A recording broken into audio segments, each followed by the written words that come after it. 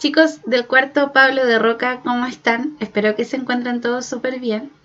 Y los invito a la primera clase de la segunda unidad del programa, llamada Realidad, Deseo y Libertad. En esta clase vamos a trabajar con el aprendizaje esperado número 7, que busca analizar, interpretar y comparar relatos literarios, ¿ya? Para esto vamos a conocer algunos conceptos y algunos elementos que ustedes ya los conocen hace mucho tiempo, solo se los voy a recordar. Y también vamos a trabajar algunos aspectos de la literatura que ustedes no pueden olvidar, ¿ya? Por más que pase el tiempo. Para esto vamos a trabajar con las siguientes páginas. Me gustaría que ustedes pudieran abrir el libro. Bueno, yo lo voy a mostrar acá en todo caso, pero para que lo anoten y lo tengan claro, vamos a trabajar con la página 83, 84 y 85, ¿ya? No completa, vamos a trabajar algunos aspectos nada más de ella. Entonces comenzamos. Me voy a hacer chiquitita. Ahí. Bueno, primero que todo tenemos que pensemos en literatura y en narrativa, ¿ya?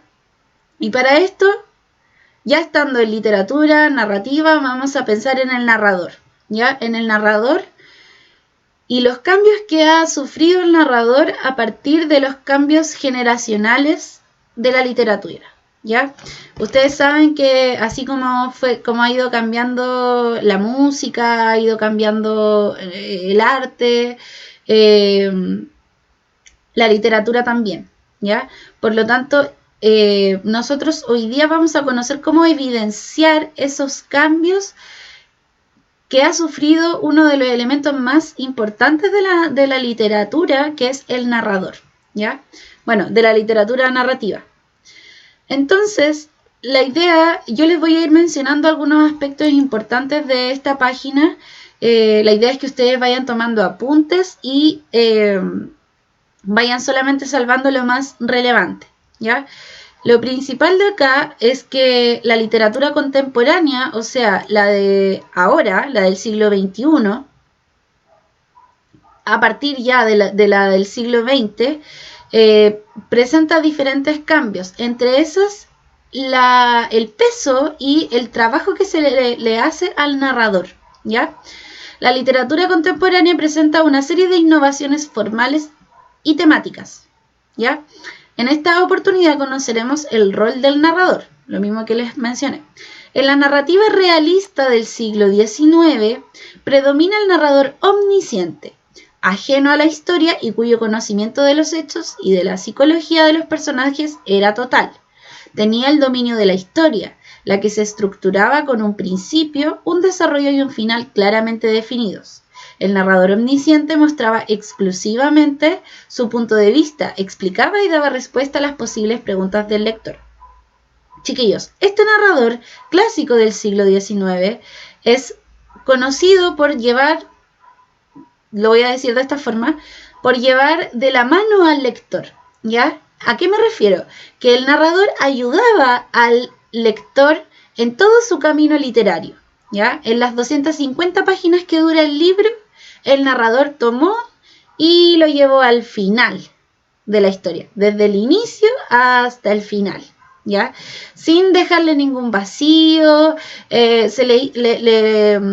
siempre el narrador omnisciente le hace una lectura fácil al lector, siempre trata de entregarle quizás todo listo, ¿ya?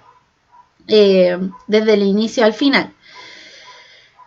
Como se dice acá, la característica principal del narrador omnisciente es que es un narrador que conoce absolutamente todo lo que sucede, de cada personaje, sus pensamientos, sus sentimientos, todo lo que pasa en todas partes, ¿ya? Es un narrador de conocimiento absoluto. Esto sucedió en el siglo XIX. Sin embargo, en la literatura contemporánea del siglo XX, se rompe esto. El narrador ya no es catalogado como un narrador omnisciente, ya no te lleva desde el inicio al final, ya no te trata con pinzas, ¿cierto? Ya no es tu amigo. Y el narrador en esta época literaria no tiene el peso y no tiene todo el poder como lo tenía en la literatura del siglo XIX, ¿ya? Ahora cambió. ¿Y en qué cambió? La narrativa del siglo XX rompe con esta unidad, dando cabida al punto de vista de los personajes. Acá el narrador quizá es hasta dejado en un segundo plano por los personajes. Recordemos que anteriormente el narrador tenía el poder absoluto de todo, de absolutamente todo. Acá no. Acá se le quitó ese poder y ese poder se le entregó a los personajes. Así, la realidad descrita en el relato presenta varias interpretaciones de un mismo hecho. Esto es sumamente importante, si pueden destacarlo, si es que tienen el libro, si no lo escriben. La realidad descrita en el relato presenta varias interpretaciones de un mismo hecho, y en ocasiones la historia no tiene principio ni fin definidos. Imagínense. Y termina con un final abierto que el lector debe completar. La presencia del lector, por lo tanto, adquiere una importancia radical para imaginar y dar sentido a lo dicho y lo no dicho, ¿ya? Acá, ahora la lectura, ahora la comprensión de un texto no es solamente rol del narrador. Antes, siglo XIX era solo el narrador. Ahora nos encontramos con narrador, personajes y lector. ¿Ya? Cambió de acá a acá. Una de las características esenciales de la narrativa contemporánea es mostrar el mundo desde una o varias conciencias personales, lo que se expresa en el discurso del narrador. Para analizar dicho discurso podemos aplicar las categorías de focalización, polifonía y modo narrativo. Eso vamos a ver hoy. Chiquillos, lo importante acá es conocer lo siguiente. Quiero que ustedes entiendan lo siguiente. Cuando el narrador comienza a perder este poder y se lo empieza a entregar al personaje, significa que nosotros podemos leer un texto desde distintas perspectivas, como lo leímos anteriormente. ¿Por qué de distintas perspectivas? Porque el personaje A tiene una visión de mundo, el personaje B tiene otra visión de mundo y el narrador tiene otra visión de mundo, ¿ya? Por lo tanto, tenemos tres visiones distintas. Y esas tres visiones son las que hacen que el lector pueda comprender el texto. La A, la B más la C, ¿ya? No solamente la A, que era la del narrador. Ahora tenemos del personaje A, del personaje B y del narrador ¿ya? Entonces nos vemos con estos conceptos sumamente relevantes para esto. Focalización. Según el teórico francés Gerard Genet, en su obra Nuevo discurso del relato, la selección de la información mediante un foco equivale a la perspectiva, lo mismo que les mencioné, desde la cual se sitúa el narrador para percibir los elementos del mundo ficticio, que determinará el tipo y la cantidad de información que se entrega al lector, ¿ya? El punto de vista del narrador también implica una visión de mundo. Visión de mundo, recuerden que se los mencioné. Una manera de ver y de entender la realidad. No debe confundirse la focalización con la identidad del narrador. De hecho, en un relato el narrador puede ser el mismo y la focalización variar. Por ejemplo, puede pasar de percibir la realidad desde un determinado personaje a filtrar la información desde otro. La focalización se relaciona con el tipo de narrador, ¿ya? O sea, el narrador puede no querer decir algo, pero el personaje A lo dice. Por lo tanto, la decisión del narrador quedó anulada por la del personaje, ¿ya? Existe como una lucha, una pelea, se encuentran.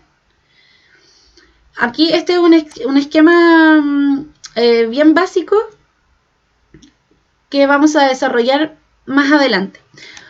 La focalización. Tenemos 3 aspectos de focalización. La cero, la interna y la externa. Esto ustedes ya lo han visto. La cero corresponde al narrador omnisciente. La focalización cero, estamos hablando del narrador omnisciente. Si hablamos de focalización interna, esta corresponde al narrador personaje, que puede ser protagonista o testigo, y en la externa corresponde al narrador objetivo. ¿Ya? Tan simple como eso. Nos vamos a esta, bueno, acá está desarrollado cada uno de los tipos de narrador, ¿ya? La cero interna y externa, y tenemos ejemplos, ¿ya? De distintos textos que trabajan este tema de las voces, ¿ya?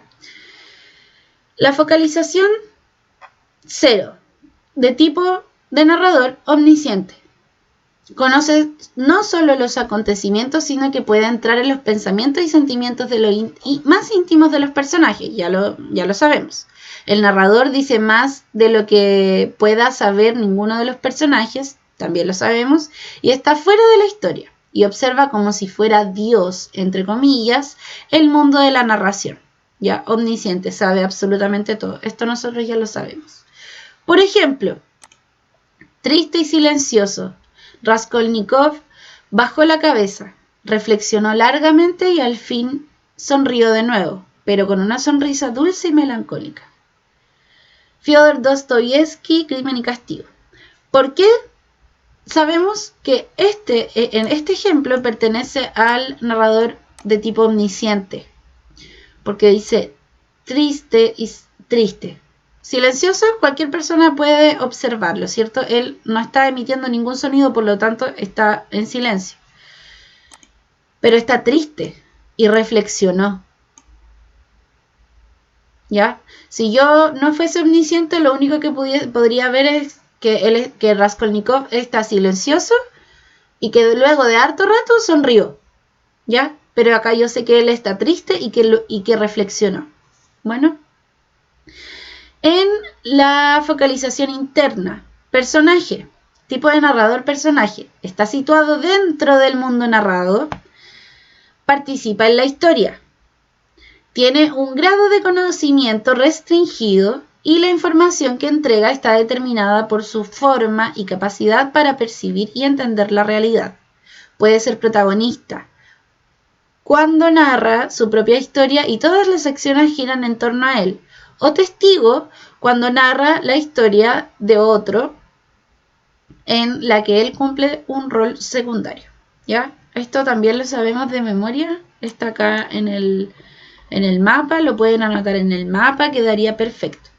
Por ejemplo, mi hermano Alberto cayó al pozo cuando tenía 5 años.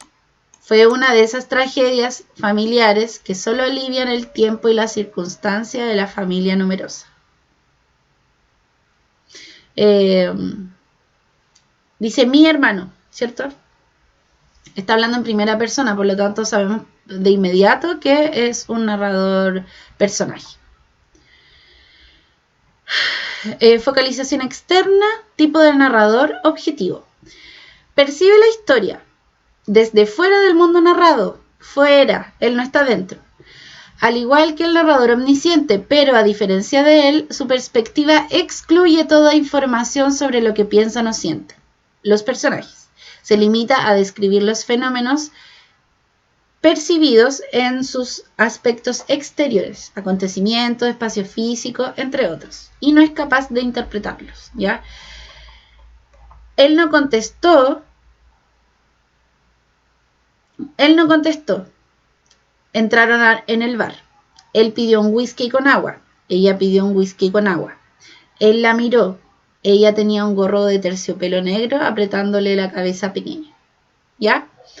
De hecho, este tipo de narrador nosotros lo hubiésemos podido ver acá si es que sacábamos el triste y el reflexionó, ¿cierto? Acá el narrador objetivo solamente cuenta lo que ve, nada más que eso. Bueno, este es otro tema, chiquillos. Luego de ver lo que acabamos de leer, nos vamos con otro aspecto relevante, que es la polifonía narrativa. Como se expuso en la unidad anterior, las guerras mundiales, las crisis culturales, los descubrimientos y las nuevas teorías científicas traen como consecuencia que la realidad deje de ser algo externo y objetivo para el hombre del siglo XX. ¿Recuerdan cuando estuvimos hablando de novela distópica? Ya. Así, esta se ve fragmentada y se vive e interpreta desde múltiples perspectivas. En la literatura contemporánea es frecuente que el narrador dé a conocer los hechos desde diferentes puntos de vista, como lo pudiste observar en la primera lectura de la unidad Crimen y Castigo. Bueno, esa todavía no la leemos, pero la vamos a leer. En la que la perspectiva del narrador omnisciente es una más e integra en el relato la perspectiva de los personajes. Acá se explica que el narrador es uno más, ya no es ese Dios, es uno más, es una perspectiva más, es una voz más, es un pensamiento más, pero no más que eso. El concepto de polifonía fue introducido por el teórico ruso Mikhail Bakhtin, quien notó cómo en las obras de Dostoyevsky las voces del narrador, ojo acá, el Bakhtin notó cómo en las obras de Dostoyevsky las voces del narrador y de cada personaje cobraban igual importancia. Esto es sumamente relevante. El narrador, las voces del narrador y de cada personaje cobraban igual importancia, sin que hubiera una que predominara sobre las demás. ¿Ya? En Problemas de la poética de Dostoyevsky, Bakhtin afirma la pluralidad de voces y conciencias independientes e inconfundibles. La auténtica polifonía de voces autónomas viene a ser, en efecto, la característica principal de las novelas de Dostoyevsky. ¿Ya? Entonces, chiquillos, nos encontramos, bueno, todo esto que acabamos de leer respalda lo que vimos al principio, que era el tema de del empoderamiento que se le dio a los personajes y del emparejamiento que existe entre narrador y personajes. Piensen esto, antes narrador era lo más importante de la vida, ¿ya? Y ahora no. Ahora son igual de importantes con los personajes.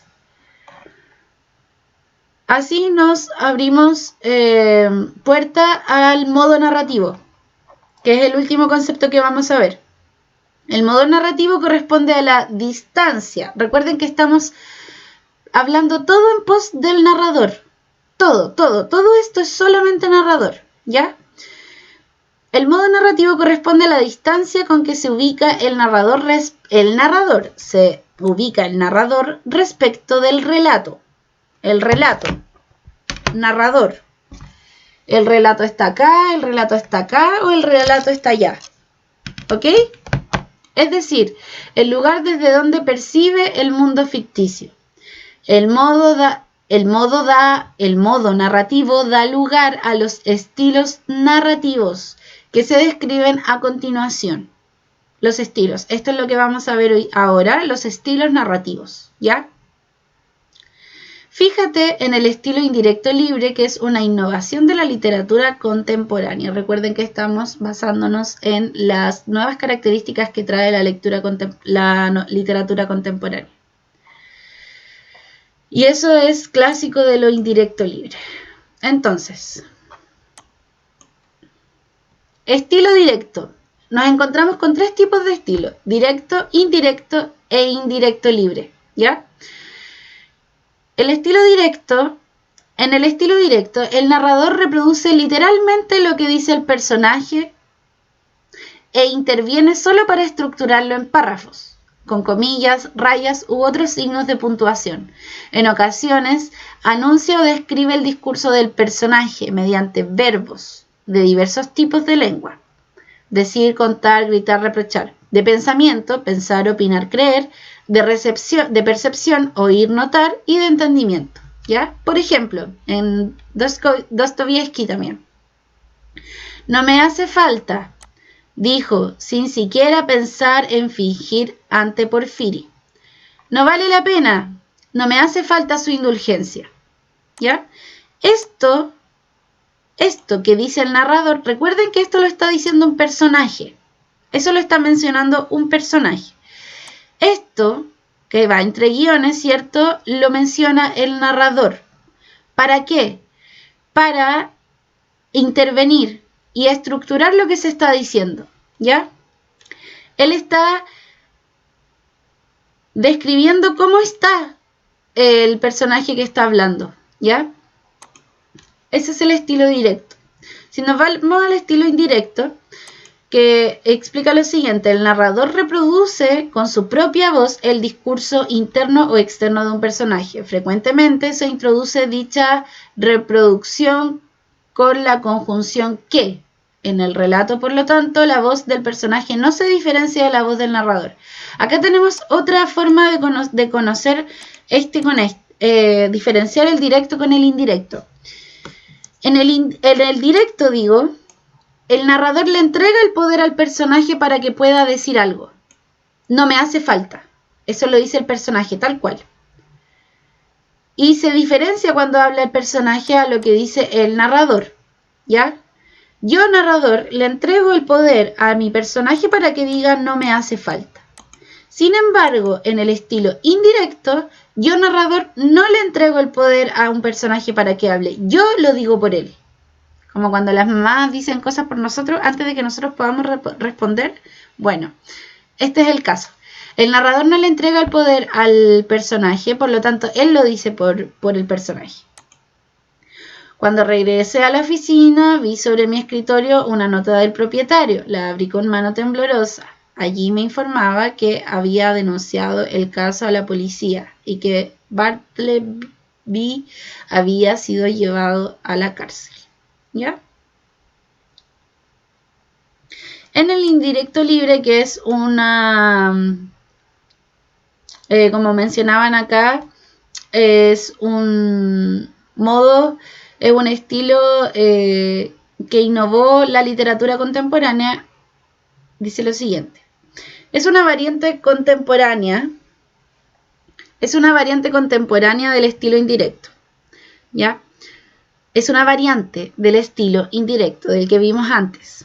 El narrador, sin anunciarse, expresa el contenido de lo que dice un personaje, en el estilo y vocabulario propios del personaje. El discurso del narrador se ve afectado por la voz de uno de sus personajes, al punto de que no es posible determinar con claridad si quien habla es el narrador o el personaje. No se sabe, ¿ya? Está expresado en tercera persona, pero transmite ideas y emociones propias de un personaje, ¿ya? Acá la idea, miren, lo que pasa con la literatura contemporánea es que los autores comenzaron a crear textos un poco más complejos, ¿ya? Ya no querían llevar de la mano al lector, quisieron complicarle la vida al lector. Por lo tanto, empezaron a utilizar elementos literarios, como por ejemplo estos estilos en los que se expresara que el narrador hacía lo que quería con el texto, ya con lo que decía. Por lo tanto, nos encontramos con elementos que complejizan muchísimo más la lectura del texto, ¿ya? Dice: acude Wook a la central de policía, donde le dicen nada que hacer. Vuélvete al oasis, declarado indeseable e inútil tramitar solicitud. Tristeza de Wook, retorno a las tierras de infancia, y los camellos de familia, y los camellos rodeándolo. ¿Y qué te pasa? Y no es posible, ¿y por qué precisamente tú? ¿Ya? Hay una confusión que nosotros, por supuesto, deberíamos volver a leer para poder comprenderlo, ¿ya? ¿Y qué te pasa? Esto debería ser una pregunta, ¿cierto? Pero está en medio de un párrafo, no tiene signos ni nada, ¿ya?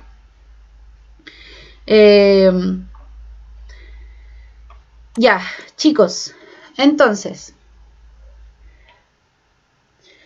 Les voy a pedir por favor que luego de conocer todo esto que que vimos recién, ustedes obviamente lo hayan copiado en sus cuadernos, lo estudien porque es una parte importante de esta